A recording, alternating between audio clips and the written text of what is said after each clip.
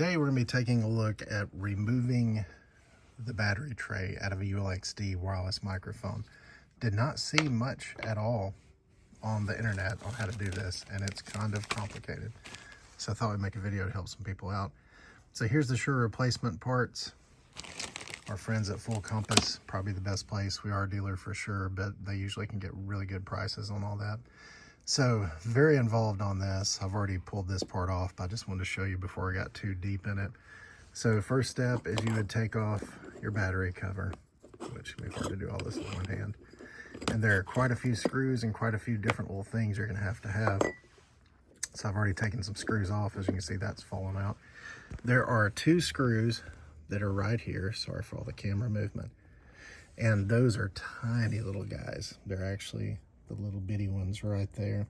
And just to give you for reference, here's a battery beside them. So those are, let's see if it's even written on here, a VT5, whatever that is, but super tiny little star, probably VT.5 if I had to guess. And the other one is a T8. And the T8 is going to be for the bottom screws down here that I'll show you. So you remove those two screws right there.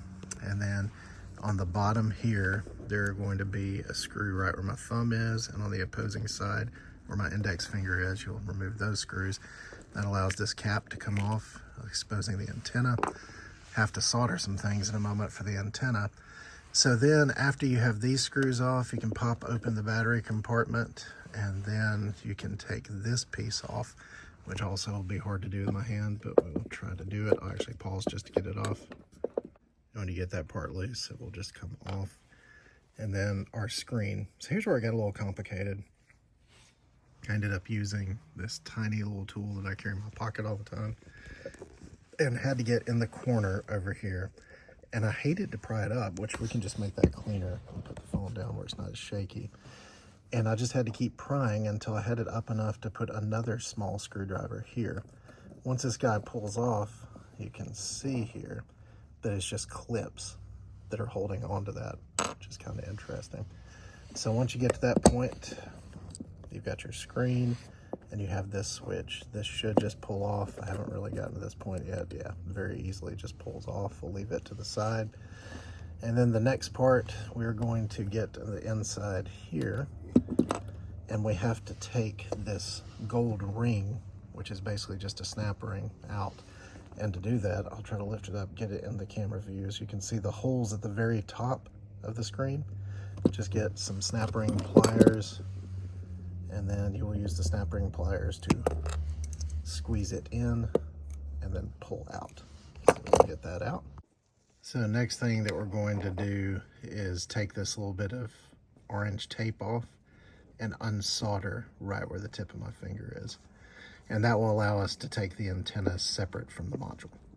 And once you've unsoldered that, you can simply just take that and put it to the side. And to be honest, I'm not 100% sure if we have to take this screw out or not, but I'm going to go ahead and take it out because this module seems like the only way it can slide is this way. I don't think I ever got to show, but on this piece will just kind of pull straight off with a little bit of wedging. You want to be careful, you know, it's a great view, to not break the switch that's inside of it. So, but that got it out by just pulling slightly to the side and up, and that's what it looks like.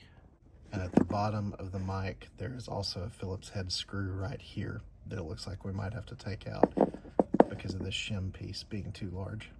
Once I took that off, that allows us to freely be able to move the card separate from the frame. So again, trying to do one-handed here to get this out, but you can see the gist of it. It's coming out of the top here. So there we go. And we'll go ahead and get that out and look at the back.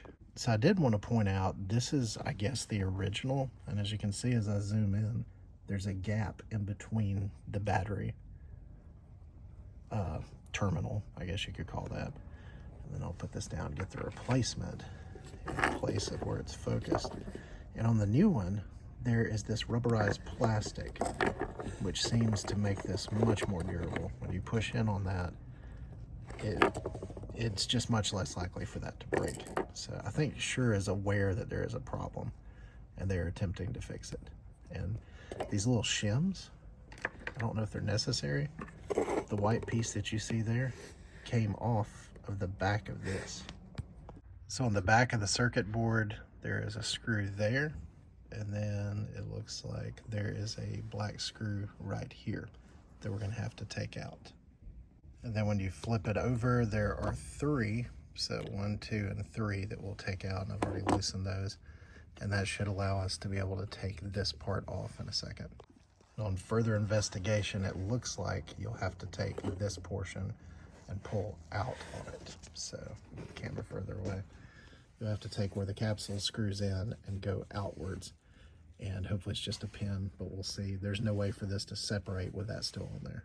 And it did just pull right out, and there's the orientation of it and the pins. So we'll put that over there. Just scary. I might put it upside down, but then it could bend those pins. So then we will attempt to see if this will raise up. So once I got that loose, that does kind of hinge up. There is the little ribbon cable that's inside of there, so it doesn't completely detach. So now next thing we're gonna have to figure out is desoldering the contacts for the leads on the battery, which is gonna be on the back here. Hope to not scratch that up too bad on the screens. So it looks like it's gonna be right above that 3002, down there on the bottom, should be that guy.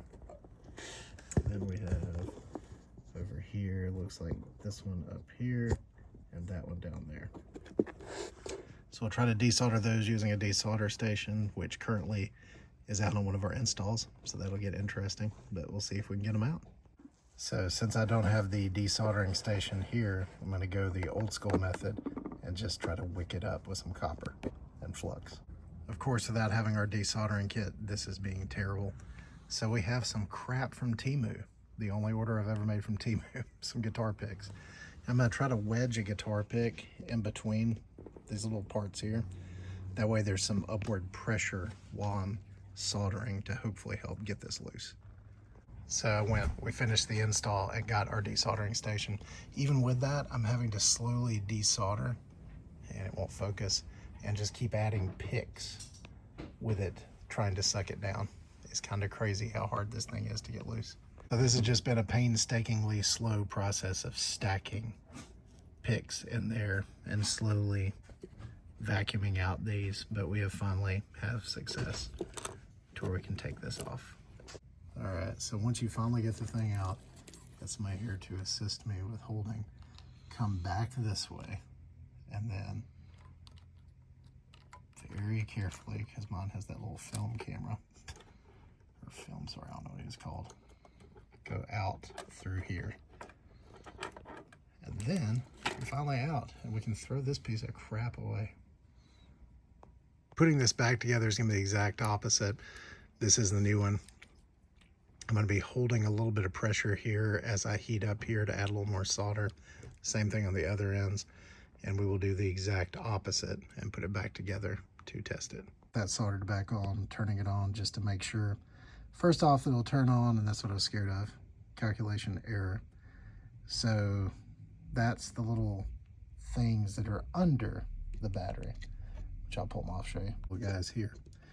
So I'm gonna end up having to see why they're not possibly contacting the back of the battery. After recalculating, it is now showing greater than 10 hours. I just had to touch up some more solder to a solder joint on the back. Deciding moment after all of that crap. It works, which is great. I wish that there was a way to make this easier. I don't know why Shure did that so crazy. These Austrian Audios, someday we need to make a video on those. I think we've been doing them now for 3 years.